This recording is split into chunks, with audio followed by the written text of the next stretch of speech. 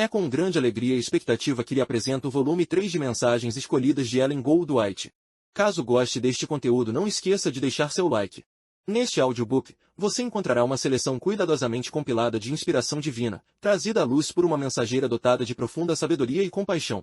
Ellen Goldwhite, uma notável serva de Deus, foi agraciada com visões e revelações que abençoaram inúmeras vidas ao redor do mundo.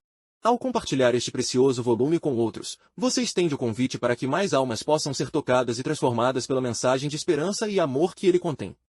Que esta mensagem fortaleça sua fé, renove suas esperanças e inspire-o a viver uma vida conforme a vontade de Deus. Boa audição. Mensagens Escolhidas, volume 3, capítulo 57. A última grande luta. Fui impelida pelo Espírito do Senhor a escrever esse livro, O Grande Conflito.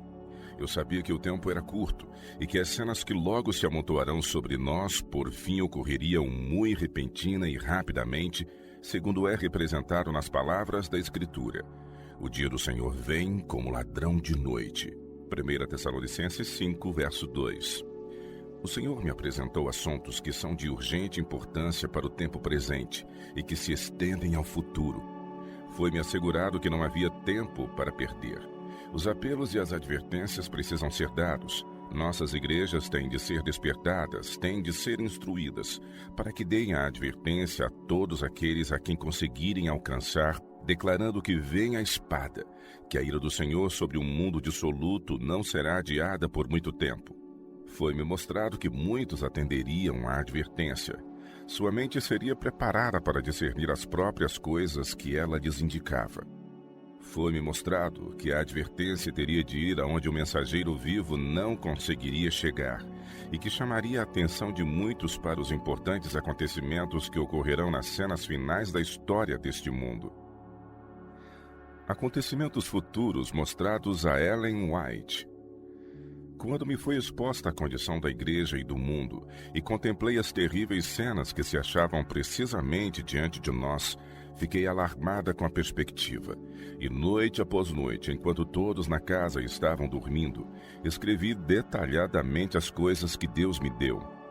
Foram-me mostradas as heresias que haviam de surgir, os enganos que prevaleceriam, o poder de Satanás para operar milagres, os falsos cristos que aparecerão, que enganarão a maior parte, mesmo do mundo religioso, e que, se possível, desviariam os próprios eleitos.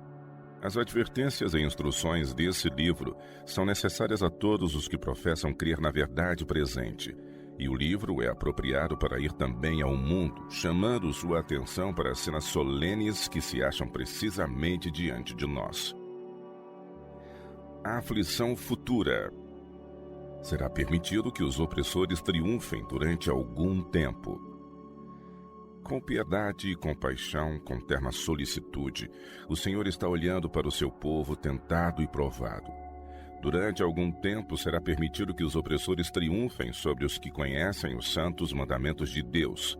A todos é concedida a mesma oportunidade que foi outorgada ao primeiro grande rebelde, para demonstrar o espírito que os impele à ação.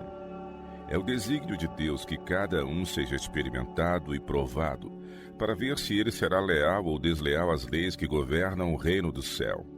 Até o fim, Deus permite que Satanás revele seu caráter como mentiroso, acusador e assassino. Assim, o triunfo final do seu povo tornar-se-á mais acentuado, mais glorioso, mais cabal e completo. O povo de Deus deve estar bem desperto, não confiando em sua própria sabedoria, mas inteiramente na sabedoria do seu dirigente. Devem reservar dias para jejum e oração. Perto da crise. Aproximamo-nos da mais importante crise que já sobreveio ao mundo.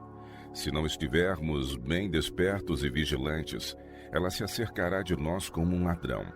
Satanás está se preparando para agir secretamente por meio de suas instrumentalidades humanas. Precisamos conhecer as razões de nossa fé. A importância e a solenidade das cenas que se desdobram diante de nós requerem isto, e de maneira alguma deve ser estimulado o espírito de queixa. Talvez tenhamos de pleitear com mais diligência perante os conselhos legislativos pelo direito de exercer juízo independente, e de adorar a Deus de acordo com os ditames de nossa consciência. Assim, em sua providência, Deus determinou que as exigências de sua santa lei sejam apresentadas aos homens investidos da mais alta autoridade. Quando fazemos, porém, tudo o que está ao nosso alcance como homens e mulheres que não desconhecem os ardis de Satanás, não devemos manifestar nenhum sentimento de amargura. Precisamos orar constantemente pelo auxílio divino. Só Deus pode segurar os 4 ventos até que os anjos selem os servos de Deus em suas frontes. Esforços decididos da parte de Satanás. O Senhor fará uma grande obra na terra. Satanás efetua decidido esforço para dividir e dispersar o seu povo. Ele suscita questões secundárias para desviar mentes dos importantes assuntos que devem absorver nossa atenção. Muitos estão segurando a verdade só com a ponta dos dedos. Eles têm tido grande luz e muitos privilégios. Como Cafarnaum, têm sido elevados até o céu neste sentido. No tempo de prova e provação que se aproxima, tornar-se-ão apóstatas, a menos que ponham de lado seu orgulho e a confiança em si mesmos, a menos que sofram completa transformação de caráter. Uma lei das nações que levará os homens a violar a lei de Deus.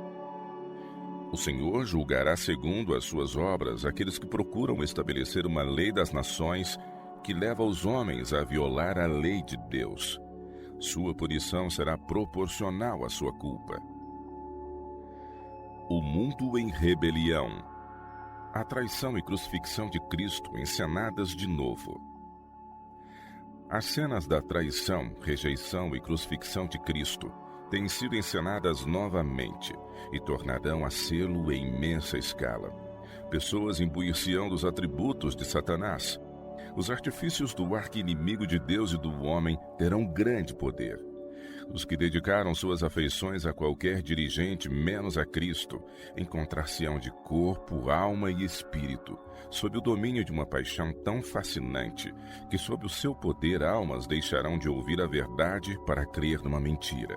Eles serão seduzidos e enlaçados e exclamam por todas as suas ações: solta-nos Barrabás, mas crucifica a Cristo. Nas igrejas que se afastaram da verdade e da justiça, está sendo revelado o que será e fará a natureza humana, quando o amor de Deus não é um princípio permanente na alma. Não precisamos surpreender-nos com coisa alguma que ocorra agora. Não precisamos maravilhar-nos de nenhuma manifestação de horror. Os que espezinham a lei de Deus com pés profanos têm o mesmo espírito dos homens que insultaram e traíram a Jesus. Sem qualquer remorso, eles farão as obras de seu pai, o diabo. Os que escolhem a Satanás como seu líder revelarão o Espírito do Senhor que escolheram, o qual causou a queda de nossos primeiros pais. Rejeitando o divino Filho de Deus, a personificação do único Deus verdadeiro que possuía bondade, misericórdia e infatigável amor, e cujo coração sempre se comovia com a aflição humana, e aceitando um assassino em seu lugar, o povo mostrou o que a natureza humana pode fazer e fará quando o repressivo Espírito de Deus é removido, e os homens se encontram sob o comando do grande apóstata. Na mesma proporção em que é recusada e rejeitada a luz, haverá equívocos e desentendimentos. Os que rejeitam a Cristo e escolhem a Barrabás trabalharão sob um pernicioso engano. Deturpações e falsos testemunhos se desenvolverão sob a rebelião aberta. Unidos em desesperado companheirismo. Cristo mostra que sem o poder controlador do Espírito de Deus, a humanidade é um terrível poder para o mal. Descrença, ódio, a repreensão suscitarão influências satânicas. Principados e potestades, os dominadores deste mundo tenebroso e as forças espirituais do mal nas regiões celestes se unirão em desesperado companheirismo. Eles se coligarão contra Deus na pessoa de seus santos. Por meio de deturpações e falsidades, desmoralizarão tanto a homens como mulheres que, segundo todos os indícios, creem na verdade. Não faltarão falsas testemunhas nessa terrível obra. Depois de falar do fim do mundo, Jesus retorna a Jerusalém, a cidade que então estava sentada em orgulho e arrogância, dizendo: estou sentada como rainha. pranto nunca hei de ver. Apocalipse 18, 7. Quando o seu olhar profético paira sobre Jerusalém, ele vê que assim como foi entregue à destruição, o mundo será entregue à sua condenação. As cenas que ocorrerão na destruição de Jerusalém repetir-se-ão no grande e terrível dia do Senhor, mas de maneira mais pavorosa. Quando os homens abandonarem toda restrição e invalidarem a lei de Deus, estabelecendo sua própria lei pervertida, e procurarem forçar as consciências dos que honram a Deus e guardam seus mandamentos, para que calquem aos pés a lei, verificarão que a ternura da qual eles zombaram estará esgotada. Calamidades futuras. O mundo é representado na destruição de Jerusalém, e a advertência que então foi feita por Cristo ecoou através dos séculos até o nosso tempo. Haverá sinais no sol, na lua e nas estrelas. Sobre a terra, angústia entre as nações em perplexidade por causa do bramido do mar e das ondas. Lucas 21, 25. Sim, eles passarão seus limites e haverá destruição em sua esteira. Afundarão os navios que navegam em suas extensas águas e, com o peso de sua carga viva, lançar-se-ão na eternidade sem ter tempo para arrepender-se. Haverá calamidade na terra e no mar. Homens que desmaiarão de terror e pela expectativa das coisas que sobrevirão ao mundo, pois os poderes dos céus serão abalados. Então se verá o Filho do Homem vindo numa nuvem com poder e grande glória. Lucas 21, 26 e 27. Exatamente do mesmo modo que ascendeu ao céu, ele virá a segunda vez ao nosso mundo. Ora, ao começarem estas coisas a suceder, exultai e erguei as vossas cabeças, porque a vossa redenção se aproxima. Lucas 21, 28. A ruína da sociedade. Os que no mundo perderam sua ligação com Deus estão realizando desesperados e desvairados esforços para fazerem o centro de si mesmos. Isto causa desconfiança um do outro, a qual é seguida pelo crime. Os reinos do mundo serão divididos contra si mesmos. Os laços da simpatia que prendem o homem em fraternidade a seus semelhantes tornar-se-ão cada vez mais raros. O egoísmo natural do coração humano será aproveitado por Satanás. Ele usará os desejos não reprimidos e as violentas paixões que nunca foram postas sob o domínio da vontade de Deus. A mão de todo homem será contra o seu semelhante. O irmão se levantará contra o irmão, a irmã contra a irmã, os pais contra os filhos e os filhos contra os pais. Tudo estará em confusão. Parentes trair-se-ão uns aos outros. Haverá conspirações secretas para destruir vidas. Destruição, sofrimento e morte serão vistos em toda parte. Os homens seguirão a desenfreada propensão de sua hereditária e cultivada tendência para o mal. Visão sobre os juízos retributivos de Deus. Deus tem um depósito de juízos retributivos que ele permite cair sobre os que continuaram em pecado em face de grande luz. Vi as mais dispendiosas estruturas de edifícios construídos e que se acreditava serem à prova de fogo. E assim como Sodoma pereceu nas chamas da vingança de Deus, essas suntuosas construções também se transformarão em cinzas. Vi embarcações que custaram imensas somas de dinheiro lutando com poderosas águas, procurando enfrentar os vagalhões enfurecidos. Mas com todos os seus tesouros de ouro e prata e com sua carga humana, elas descem a uma sepultura aquosa. O orgulho do homem será sepultado com os tesouros que ele acumulou fraudulentamente. Deus vingará as viúvas e os órfãos que em fome e nudez clamaram a ele por livramento da opressão e de maus tratos. Acha-se precisamente diante de nós o tempo em que haverá tal tristeza no mundo, que nenhum bálsamo humano poderá sanar. Os lisonjeiros monumentos da grandeza de homens serão reduzidos a pó, mesmo antes que sobrevenha ao mundo a última grande destruição. Só se formos cobertos com o manto da justiça de Cristo, poderemos escapar dos juízos que estão caindo sobre a terra. Muitas crianças serão tiradas.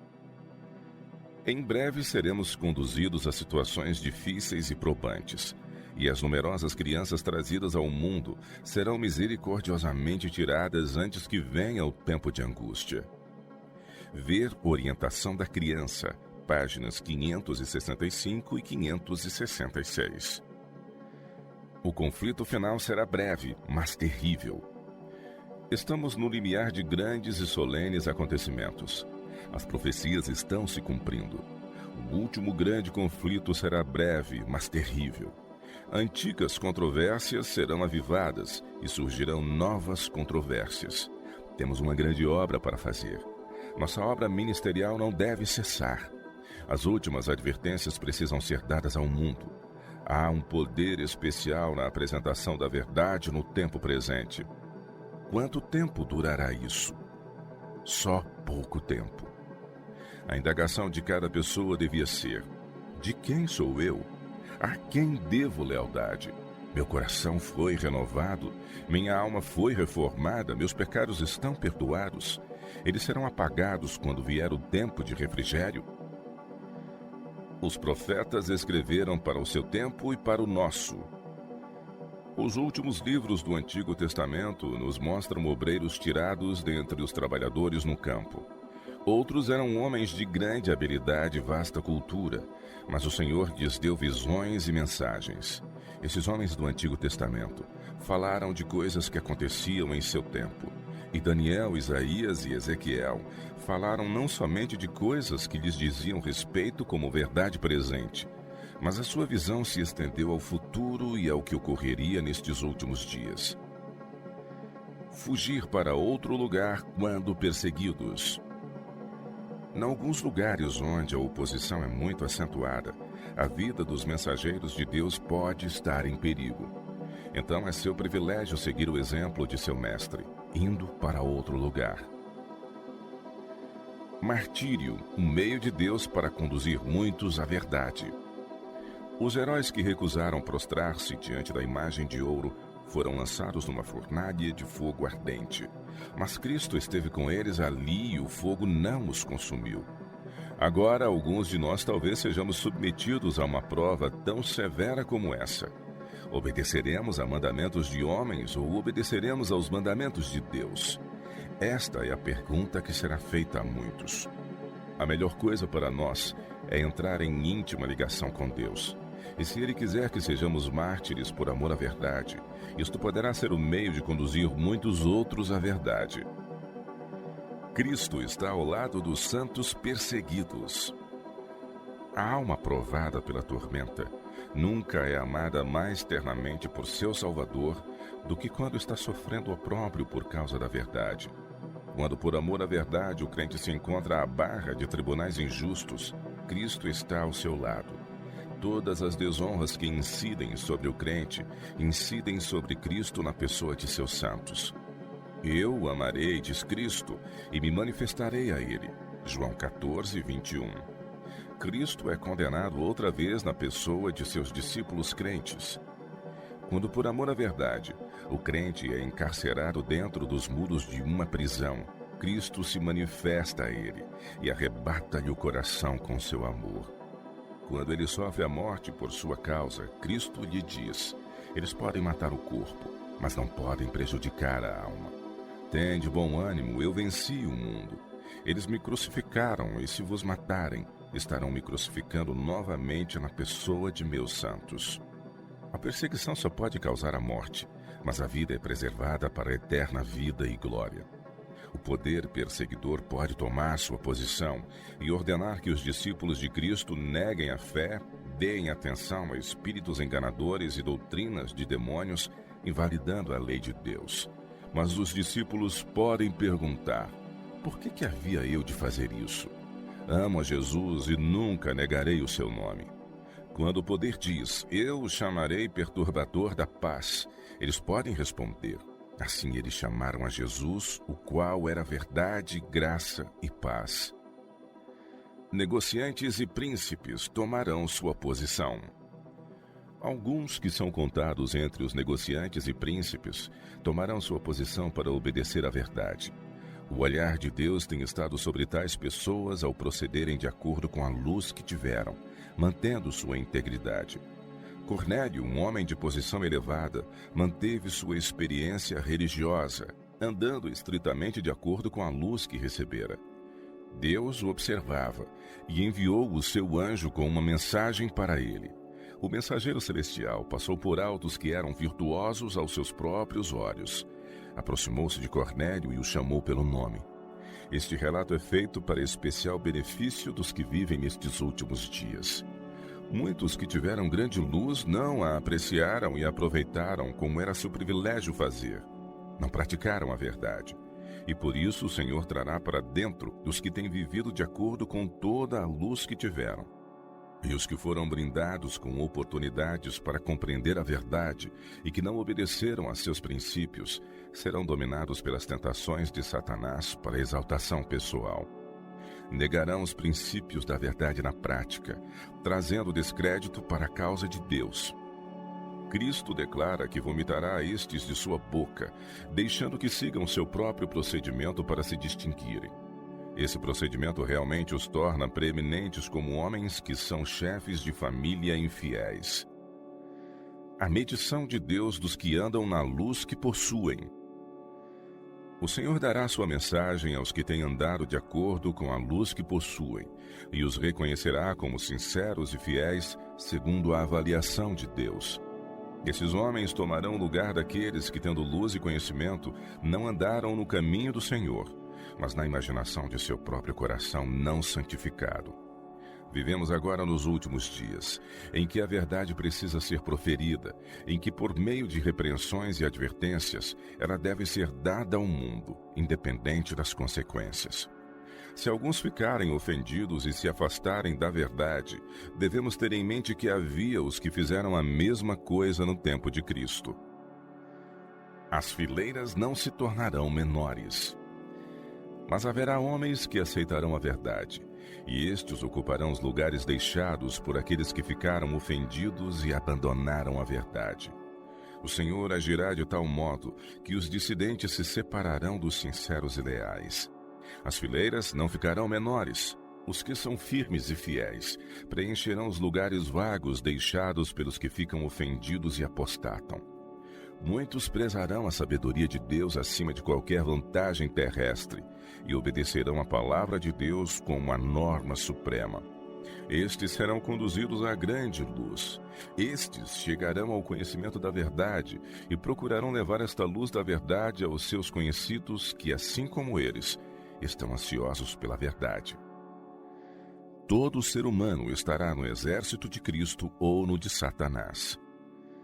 Aproximamo-nos do fim da história terrestre, em que só pode haver dois grupos, e todo homem, mulher e criança estará num desses exércitos. Jesus será o general de um exército. Do exército oposto, Satanás será o dirigente. Todos os que estão transgredindo e ensinando outros a transgredir a lei de Deus, o fundamento de seu governo no céu e na terra, são arregimentados sob uma liderança superior que os dirige em oposição ao governo de Deus. E há anjos, os que não guardaram o seu estado original, mas abandonaram o seu próprio domicílio. Judas 6. São rebeldes contra a lei de Deus e inimigos de todos os que amam os seus mandamentos e obedecem a eles. Estes súditos, com Satanás, seu dirigente, reunirão outros em suas fileiras de toda maneira possível, a fim de fortalecer suas forças e impor suas reivindicações. Por meio de sua impostura e mentira, Satanás quer enganar, se possível, os próprios eleitos. Sua hipocrisia não é sem importância. Ele procurará molestar, importunar, deturpar, acusar e desfigurar todos aqueles que não pode compelir a dar-lhe honra e ajudá-lo em sua obra. Seu grande êxito está em manter confusa a mente dos homens e na ignorância de seus ardis, pois então ele pode conduzir os imprudentes, por assim dizer, de olhos vendados. O sábado é a questão no conflito final. O sábado é a grande questão decisiva. Ele é a linha de separação entre os leais e sinceros e os desleais e transgressores. Este sábado foi ordenado por Deus, e os que afirmam ser observadores dos mandamentos e creem que estão agora sob a proclamação da terceira mensagem angélica, verão a parte importante que o sábado do quarto mandamento mantém nessa mensagem. Ele é o selo do Deus vivo. Eles não diminuirão as reivindicações do sábado para acomodá-lo às suas conveniências. João, no Apocalipse, escreve sobre a união dos que vivem na terra para invalidar a lei de Deus. Têm estes um só pensamento e oferecem à besta o poder e a autoridade que possuem. Pelejarão eles contra o Cordeiro, e o Cordeiro os vencerá, pois é o Senhor dos senhores e o Rei dos reis. Vencerão também os chamados eleitos e fiéis que se acham com ele. Apocalipse 17, 13 e 14. Então vi sair da boca do dragão, da boca da besta e da boca do falso profeta 3 espíritos imundos, semelhantes a rãs. Apocalipse 16, verso 13. Todos os que exaltarem e venerarem o falso sábado, um dia que Deus não abençoou, ajudam o diabo e seus anjos com todo o poder da habilidade que lhes foi dada por Deus e que eles perverteram usando para o mal. Inspirados por outro espírito que obscurece seu discernimento, eles não conseguem ver que a exaltação do domingo é inteiramente uma instituição da Igreja Católica. O sábado é a questão que divide o mundo. O Senhor do céu permite que o mundo escolha quem eles querem ter como soberano. Leiam todos atentamente o 13º capítulo do Apocalipse, pois ele tem que ver com todo instrumento humano, grande ou pequeno. Todo ser humano precisa decidir-se, ou a favor do Deus vivo e verdadeiro, que concedeu ao mundo o memorial da criação no sábado do 7º dia, ou a favor de um falso sábado, instituído por homens que se exaltaram acima de tudo o que se chama Deus ou se adora, e que se imbuíram dos atributos de Satanás, oprimindo os leais e sinceros que guardam os mandamentos de Deus. Esse poder perseguidor imporá a adoração da besta, insistindo na observância do sábado que ele instituiu. Assim ele blasfema de Deus, assentando-se no trono de Deus, querendo parecer Deus. 2 Tessalonicenses 2, verso 4. Os 144 mil. Um dos aspectos relevantes na representação dos 144 mil é que em sua boca não se achou engano. O Senhor disse: bem-aventurado o homem em cujo espírito não há dolo. Eles professam ser filhos de Deus e são apresentados como seguidores do Cordeiro por onde quer que vá. Eles nos são prefigurados como estando sobre o monte Sião, cingidos para o serviço sagrado, vestidos de linho puro, que são as justiças dos santos. Mas todos os que seguirem o Cordeiro no céu primeiro terão seguido a ele na terra, em obediência confiante, amorosa e voluntária. Seguido a ele não de maneira relutante e inconstante, mas confiante e sinceramente, como o rebanho segue o pastor. Satanás faz o seu último esforço para obter a supremacia. O mundo está de parceria com as pretensas igrejas cristãs, procurando invalidar a lei de Jeová. A lei de Deus é posta de lado, calcada aos pés, e da parte de todo o leal povo de Deus ascenderá ao céu a oração. Já é tempo, Senhor, para intervires, pois a tua lei está sendo violada. Salmo 119, 126. Satanás está fazendo seu último e mais poderoso esforço pela supremacia, seu último conflito contra os princípios da lei de Deus. Predomina uma incredulidade desafiadora. Depois da descrição de João em Apocalipse 16, daquele poder operador de milagres que ajuntará o mundo para o último grande conflito, os símbolos são deixados para trás, e a voz de trombeta dará mais uma vez um sonido certo. Eis que venho como vem o ladrão. Bem-aventurado aquele que vigia e guarda suas vestes para que não ande nu, e não se veja a sua vergonha. Apocalipse 16, 15. Cristo se une às fileiras no último conflito. A instrumentalidade do Espírito Santo deve unir-se ao esforço humano, e todo o céu está empenhado na obra de preparar um povo que permaneça em pé nestes últimos dias. O fim está perto e precisamos ter em vista o mundo futuro. Neste último conflito, o capitão do exército do Senhor, Josué 5,15, está conduzindo os exércitos do céu, unindo-se às fileiras e travando nossas batalhas por nós. Teremos apostasias, nós as esperamos. Eles saíram de nosso meio, entretanto não eram dos nossos. 1 João 2,19. Toda planta que meu Pai Celestial não plantou será arrancada. Mateus 15, verso 13. O poderoso anjo do céu iluminará a terra com sua glória. Apocalipse 18, 1. Enquanto ele exclama com potente voz: caiu a grande Babilônia. Apocalipse 18, 2. Perderíamos a fé e a coragem no conflito se não fôssemos amparados pelo poder de Deus. Toda forma de maldade irá assumir intensa atividade.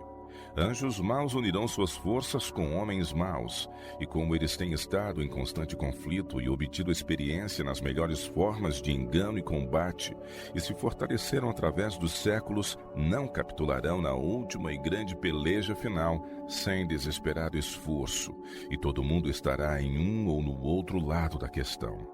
Será travada a batalha do Armagedon, e nesse dia nenhum de nós deverá estar dormindo.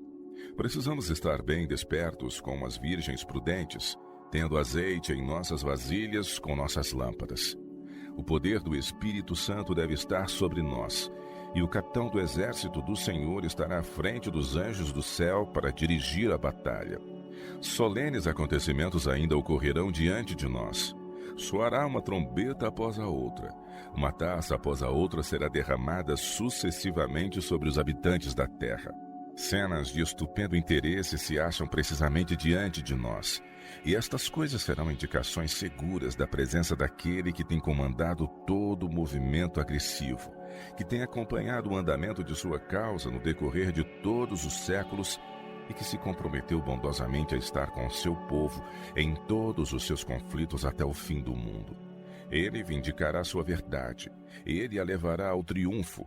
Está disposto a imbuir os seus fiéis de motivos e força de vontade, inspirando-os com esperança, coragem e valor em crescente atividade, pois o tempo está perto. Uma difícil luta final. Aumentarão os enganos, as mentiras, as imposturas. De toda parte virão as exclamações: eis aqui o Cristo, ei-lo ali. Mas disse Cristo: não o sigais. Lucas 21, verso 8. Haverá uma luta renhida antes que o homem do pecado seja revelado a este mundo, quem ele é e qual tem sido sua obra. Conquanto o mundo protestante esteja se tornando muito delicado e afável para com o homem do pecado, 2 Tessalonicenses 2, 3, não irá o povo de Deus tomar seu lugar como intrépidos e valorosos soldados de Jesus Cristo, para enfrentar a questão que há de vir, tendo a vida escondida com Cristo em Deus? A Babilônia mística não tem poupado o sangue dos santos, e não estaremos bem despertos para captar os raios de luz provenientes do esplendor do anjo, que iluminará a terra com sua glória? Nossa vida e a preparação final. Deus nos provará. Antes de conceder-nos o batismo do Espírito Santo, nosso Pai Celestial nos provará, para ver se podemos viver sem desonrá-lo. Tudo que é imperfeito será posto de lado. Quando findar nossa labuta terrestre e Cristo vier buscar seus filhos fiéis, resplandeceremos então como o sol no reino de nosso Pai. Antes que venha, porém, esse tempo, tudo o que é imperfeito em nós terá sido visto e deixado de lado. Toda inveja e ciúme e ruins suspeitas, e todo plano egoísta terão sido banidos da vida. Quando for alcançada a perfeição de caráter, com todas as faculdades que nos foram dadas por Deus, estamos procurando alcançar a medida da estatura de homens e mulheres em Cristo. Estamos buscando sua plenitude, chegando cada vez mais alto, procurando atingir a perfeição de seu caráter. Quando os servos de Deus chegarem a esse ponto, eles serão selados em suas frontes. O anjo relator declarará: feito está. Apocalipse 22, verso 11. Eles estarão completos naquele a quem pertencem pela criação e pela redenção. Seremos dotados com uma natureza mais elevada. Quando Cristo vier, Ele levará aqueles que purificaram a alma pela obediência à verdade. Isto que é mortal se revestirá da imortalidade, e estes corpos corruptíveis, sujeitos à doença, serão transformados de mortais para imortais. Seremos dotados, então, com uma natureza mais elevada. O corpo de todos os que purificam a alma pela obediência à verdade será glorificado. Eles terão aceito plenamente a Jesus Cristo e crido nele.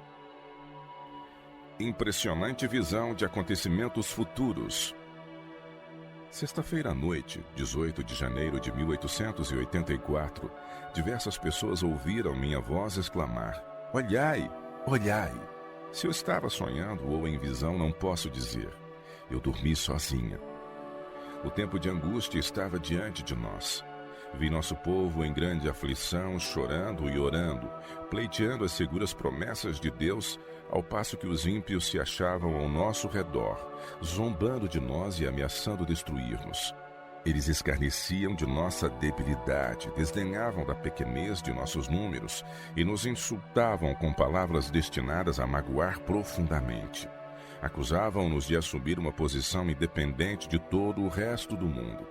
Haviam suprimido os nossos recursos para que não pudéssemos comprar ou vender, e faziam alusão à nossa pobreza e condição aflitiva. Não podiam compreender como conseguíamos viver sem o mundo. Dependíamos do mundo e teríamos de sujeitar-nos aos costumes, práticas e leis do mundo ou sair dele.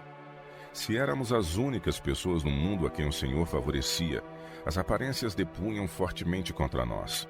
Eles declaravam que tinham a verdade, que havia milagres entre eles, que anjos do céu conversavam e andavam com eles, que grande poder e sinais e maravilhas eram realizados em seu meio, e que isso constituía o milênio temporal que aguardavam há tanto tempo. Todo o mundo se convertera e estava em harmonia com a lei dominical. E este pequeno e débil povo teimava em desafiar as leis do país e as leis de Deus, pretendendo ser os únicos que são corretos sobre a terra. Olhai para cima, olhai para cima. Mas, enquanto a angústia pairava sobre os leais e sinceros que não queriam adorar a besta ou a sua imagem e aceitar e reverenciar um falso sábado, alguém disse: "Olhai para cima, olhai para cima." Todos os olhares se ergueram, e os céus pareciam recolher-se como um pergaminho quando se enrola. E assim como Estevão olhou para dentro do céu, nós também olhamos. Os escarnecedores nos insultavam e injuriavam, e se gabavam do que tensionavam fazer-nos se persistíssemos em apegar-nos firmemente à nossa fé. Mas éramos agora como aqueles que não os ouviam, contemplávamos uma cena que excluía tudo o mais. Ali se achava exposto o trono de Deus. Ao redor dele havia 10 vezes 10.000, e milhares de milhares, e bem perto do trono se encontravam os mártires. Entre este número, eu vi aqueles mesmos que tão recentemente estavam na maior penúria, a quem o mundo não conhecia, a quem o mundo odiava e desprezava. Uma voz disse: "Jesus, que está sentado sobre o trono, amou o homem de tal maneira que deu sua vida em sacrifício para resgatá-lo do poder de Satanás e para elevá-lo ao seu trono. Aquele que está acima de todos os poderes, aquele que tem a maior influência no céu e na terra, aquele a quem toda alma é devedora por todo o favor que recebeu, era manso e humilde de espírito, santo, inocente e imaculado na vida. Ele obedeceu a todos os mandamentos de seu pai. A terra está cheia de iniquidade. Ela está contaminada por causa dos seus moradores. Os lugares altos dos poderes da terra foram poluídos pela corrupção e vis idolatrias. Mas chegou o tempo em que a justiça receberá a palma da vitória e do triunfo. Os que eram considerados pelo mundo como fracos e indignos, os que eram indefesos contra a crueldade dos homens, hão de ser coroados vencedores e mais que vencedores. Apocalipse 7, de 9 a 17. Eles estão diante do trono, desfrutando os esplendores sem sol do dia eterno, não como um grupo disperso e fraco, para serem submetidos às paixões satânicas de um mundo rebelde, expressando os sentimentos, as doutrinas e os conselhos de demônios. Agora os santos nada têm que temer. Os mestres da iniquidade no mundo se tornaram fortes e terríveis sob o domínio de Satanás. Mas poderoso é o Senhor Deus que julga a Babilônia. Os justos nada mais têm que temer da força ou da fraude enquanto forem leais e fiéis. Alguém mais poderoso do que o forte homem armado constitui sua defesa. Todo poder e grandeza e excelência de caráter serão dados aos que creram e se colocaram em defesa da verdade, erguendo-se e defendendo firmemente as leis de Deus. Outro ser celestial exclamou com voz firme e musical: eles vieram de grande tribulação. Andaram na fornalha ardente no mundo, aquecida intensamente pelas paixões e fantasias de homens que queriam impor-lhes a adoração da besta e sua imagem, que queriam compeli-los a ser desleais ao Deus do céu. Eles vieram das montanhas, das rochas, das covas e cavernas da terra, de masmorras, de prisões, de concílios secretos, da câmara de tortura, de choupanas, de águas furtadas. Passaram por severa aflição, profunda abnegação e profundo desapontamento. Não devem ser mais o objeto de gracejo e ridículo de homens maus. Não devem mais ser desprezíveis e dignos de lástima aos olhos dos que os desprezam. Tirai-lhes as vestes sujas com que homens maus se deleitaram em cobri-los. Dai-lhes um traje novo, a saber, as vestes brancas da justiça, e ponde-lhes um turbante limpo sobre a cabeça. Vitoriosos do grande conflito. Eles foram vestidos de trajes mais finos do que já usaram seres terrenos. Foram coroados com diademas de glória nunca vistos por seres humanos.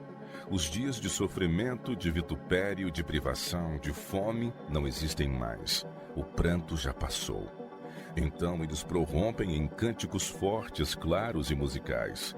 Agitam as palmas da vitória, exclamando: ao nosso Deus que se assenta no trono e ao Cordeiro pertence a salvação. Apocalipse 7, 10. Oxalá Deus nos imbua de seu espírito e nos faça fortes em sua força. No grande dia do final e supremo triunfo, ver-se-á que os justos eram fortes, e que a iniquidade em todas as suas formas e com toda a sua arrogância foi um débil e miserável fracasso e derrota. Apegar-nos-emos firmemente a Jesus, confiaremos nele, buscaremos sua graça e sua grande salvação. Precisamos esconder-nos em Jesus, pois ele é um esconderijo na tempestade, socorro bem presente nas tribulações. 2 colunas de anjos escoltam os santos até a cidade de Deus. O doador da vida vem para quebrar as cadeias da sepultura. Ele trará para fora os cativos e proclamará: eu sou a ressurreição e a vida. Eis ali a multidão ressuscitada. O último pensamento foi o da morte e suas agonias. Os últimos pensamentos que eles tiveram foram os da sepultura e da tumba. Mas agora eles proclamam: onde está, ó morte, o teu aguilhão? Onde está, ó sepultura, a tua vitória? 1 Coríntios 15, 55. As agonias da morte foram as últimas coisas que eles sentiram. Quando eles acordarem, todo o sofrimento terá passado. Onde está, ó sepultura, a tua vitória? Ei-los ali, recebendo o toque final da imortalidade, e ascendem para o encontro de seu Senhor nos ares. As portas da cidade de Deus se revolvem sobre seus gonzos, e as nações que observaram a verdade entram nela. Ali se acham as colunas de anjos em cada lado, e os resgatados de Deus entram pelo meio de querubins e serafins. Cristo lhes dá as boas-vindas e põe sua bênção sobre eles. Muito bem, servo bom e fiel. Entra no gozo do teu Senhor. Mateus 25, 21. Que é esse gozo? Ele vê o penoso trabalho de sua alma e fica satisfeito. É para isso que labutamos. Aqui está alguém em cujo favor intercedemos com Deus à noite. Ali está alguém com o qual falamos em seu leito de morte, e ele confiou sua alma desamparada a Jesus. Eis aqui alguém que era um pobre bêbado. Procuramos fazer com que fixasse o olhar naquele que é poderoso para salvar, e lhe dissemos que Cristo podia conceder-lhe a vitória. Ali estão as coroas de glória imortal sobre as suas cabeças, e então os remidos lançam suas coroas resplandecentes aos pés de Jesus. Em seguida, o coro angélico emite a nota de vitória, e os anjos nas 2 colunas tomam o cântico, e a multidão dos remidos participam, como se houvesse entoado o cântico na terra e o haviam feito. Música celestial. Oh, que música! Não há uma nota desarmoniosa. toda voz proclama: digno é o Cordeiro que foi morto. Apocalipse 5, verso 12. Ele vê o penoso trabalho de sua alma e fica satisfeito. Pensais que alguém ali tomará tempo para falar de suas provações e terríveis dificuldades? Não haverá lembrança das coisas passadas, jamais haverá memória delas. Isaías 65, 17. Deus lhes enxugará dos olhos toda lágrima. Apocalipse 21, 4.